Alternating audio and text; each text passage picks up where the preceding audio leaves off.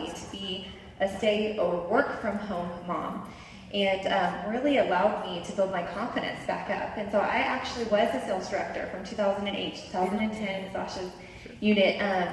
And then life happened, and I did what I said I would never do, which is get remarried.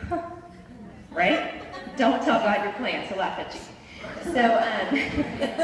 So when I met my husband now, you know, it was a totally different life shift. And so I took a Mary Kay vacation, and I really was just honestly led by that calling of God to be a mom and to be a wife, and that calling led for me to realize that I'm not stay-at-home mom material.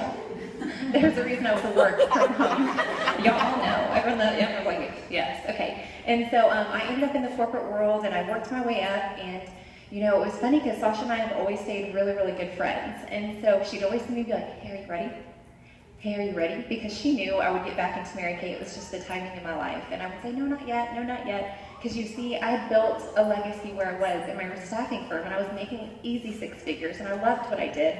And so I want all of you to know that I did not start my Mary Kay business to go around for the monetary value. My dad was diagnosed with bone cancer last year, and it completely shifted my world. You see, I always thought I'm gonna work so hard, and I'm gonna retire young, and I'm gonna be able to spend all this time with my grandbabies. Okay, look, I'm in my 20s. Like, why am I even thinking that far?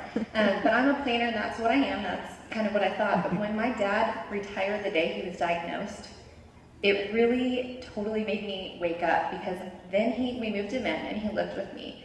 And I went from working full-time, 70 hours a week, being in traffic 4 hours a day, 2 kids, crazy life, you know, to go ahead and add caretaker to that. And so I was living in a world of chaos, and I needed positive girlfriends around me.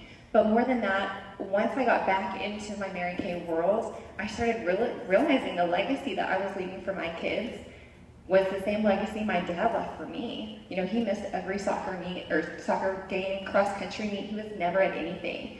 And so I just really want to encourage all of you. You know, I was able to retire my corporate job in August. And you know, my husband, that's a large income to walk away from, and my husband was a little bit like, oh, okay, we're gonna do this, you're gonna do this, we're gonna do this. And I said, you know what?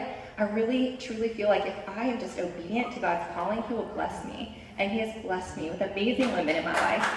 And the monetary value of Mary Kay will follow, guys, but you just have to be obedient to his calling.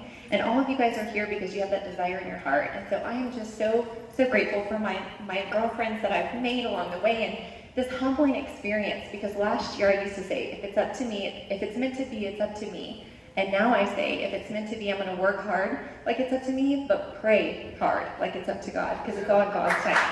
So,